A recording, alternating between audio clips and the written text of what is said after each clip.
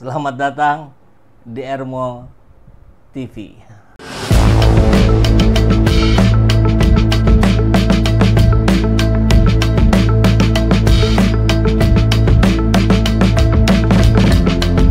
Bersama saya, Saiful Zaman, kebaikan yang terorganisir akan selalu mengalahkan kejahatan.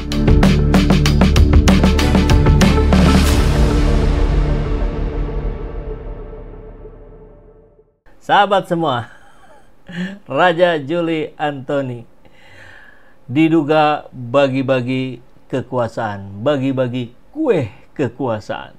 Jadi ada 11 kader PSI, salah satunya kawan saya, itu masuk ke 11 kader PSI di struktur elit Kemenhut. Luar biasa. Apa, kita kasih tepuk tangan dulu ya.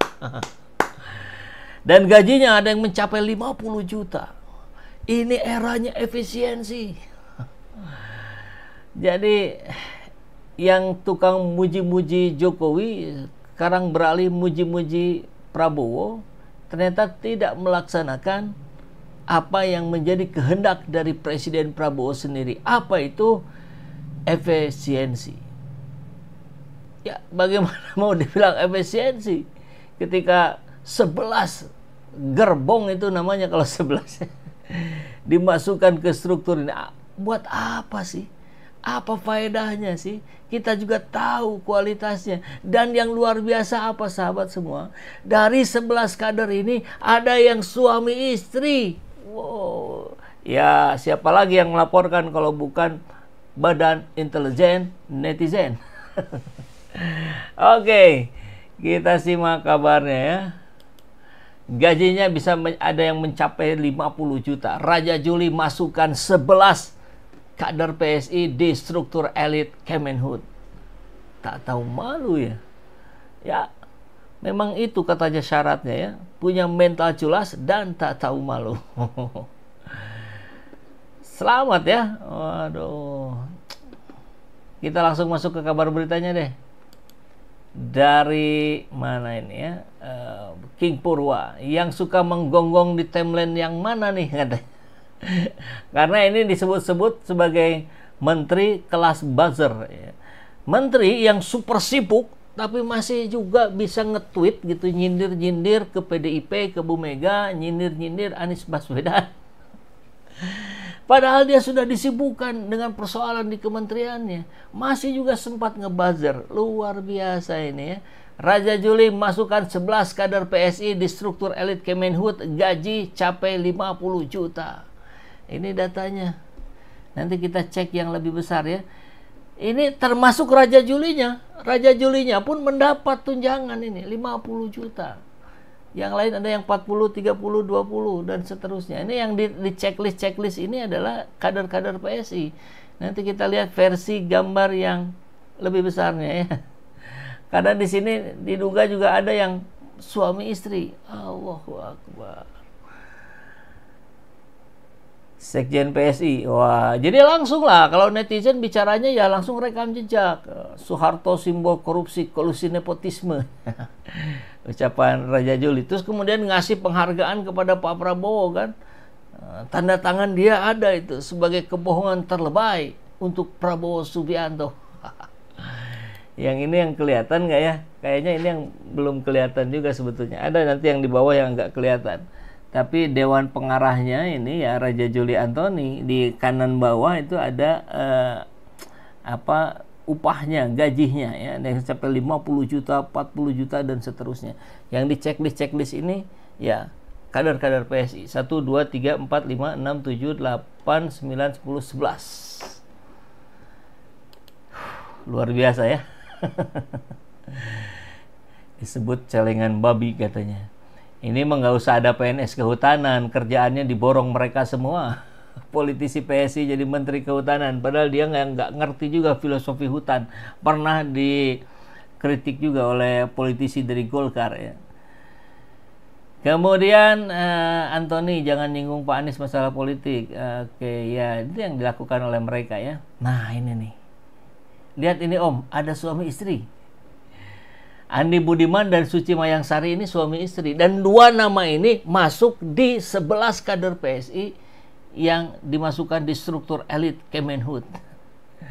Andi Budiman, istrinya Suci Mayang Sari. Luar biasa ya. Coba kita lihat yang lebih detailnya. Oke, tapanya di yang tadi ya, coba kita lihat. Yang di sini nih. Nah, satu lagi mana tadi ya? Tadi sih ada ketemu. Sebentar, kita cari dulu. Ya ini kalau nggak salah nih ya.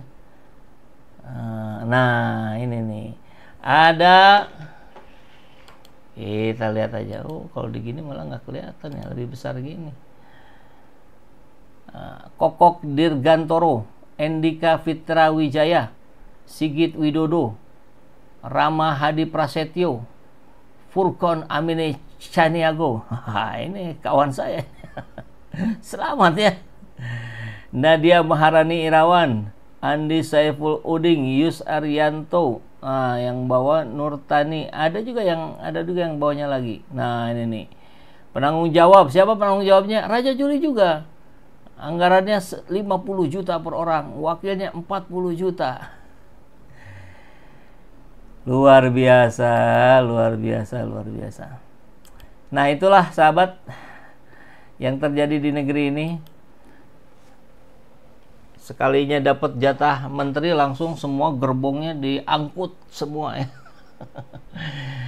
Bagaimana kapasitasnya? Wallahu alam bisawab. Lawang menterinya aja nggak dites dulu kok seberapa besar pemahaman dia tentang jabatan yang harus dia emban, kemudian bagaimana yang terutama psikotes. Harus dipsikotes dulu nih para menteri ini. Dia siap nggak mengemban amanah yang besar ini gitu. Mungkin ini yang harus dikoreksi ya. Nah ini nih. Tuh ya, datanya kita coba cari data yang lebih besar, lebih kelihatan, tapi ternyata ya kurang lebih sama lah ya. Intinya 11 kader dari PSI diboyong oleh Raja Juli Antoni di struktur elit Kemenhut. Dan Raja Juli adalah menteri yang tak paham filosofi hutan. Ini menurut anggota DPR dari Golkar. Karena buntut dari rencana pengalihan lahan hutan seluas 20 juta hektar untuk ketahanan pangan. Disampaikan oleh Firman, inilah akibat kalau menteri yang tak paham tentang filosofi hutan dan kehutanan. Tolong para eselon 1 dan 2 agar mengingatkan menterinya, kritik Firman dalam keterangan tertulisnya. Sekarang ada niatan untuk melakukan alih fungsi hutan untuk menunjang ketahanan pangan. Apalagi akan ditanam non-tegakan seperti hortikultura, singkong, tebu, dan lain-lain. Memang tidak ada cara lain selain merusak hutan dan melakukan deforestasi.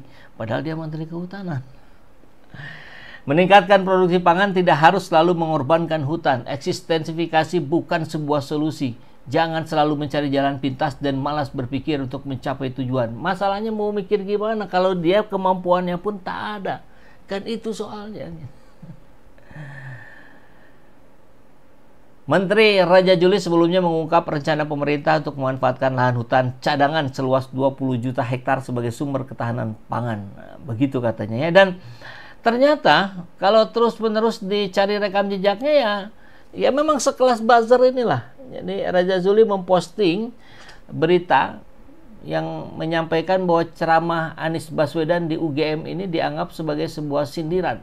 Jadi masjid tempat ibadah cross, masjid tempat sindir politik checklist. Apa pemahaman dia tentang fungsi masjid? Nah ini bahaya nih Raja Juli Antoni. Kalau Anda belajar sejarah, justru di masjid lah pergerakan semua itu dilakukan. Ekonomi, sosial, politik, ketahanan, tahanan pangan, ketahanan militer dan sebagainya. Anda harus lebih banyak baca lagi ya sebelum berkoar-koar seenak jidat Anda. Hati-hati ya. Dan akhirnya apa yang terjadi? Ya dibongkarlah oleh netizen rekam jejak dari Raja Juli Antoni. Kalau ini sesuai setelah dia menyindir instruksi dari Megawati tentang retret kemarin ya. Jadi dia kurang lebih mengungkapkan intinya ya. kepala daerah, kalian pelayan rakyat atau pelayan partai? Tulis Raja Juli melalui akun X pribadinya dengan menambahkan tagar Indonesia Terang dan Generasi Optimis. Tentu cuitan ini langsung disambar oleh warganet. Bang Juli bisa nolak permintaan Mas Kaisang? Ujar Papa Loren. Padahal barangkali Juli sendiri adalah pelayan Kaisang. Barangkali ya. Lah, ini menteri atau buzzer? Ya buzzer lah. Ya menteri juga. Buktinya ya cuitan-cuitannya sekelas buzzer saja. Kualitas menteri kok seperti ini. Cari menteri jangan yang titipan atau balas budi Pak Prabowo. Wah, ini diingatkan Pak Prabowo-nya ya. Anda menteri kebohongan atau menteri kehutanan? Kita masih ingat dia yang menyematkan Prabowo Subianto sebagai orang yang terlebay ya. Di 2019 tanda tangannya ada dia ya. Penghargaan kebohongan diberikan juga kepada Andi Arief.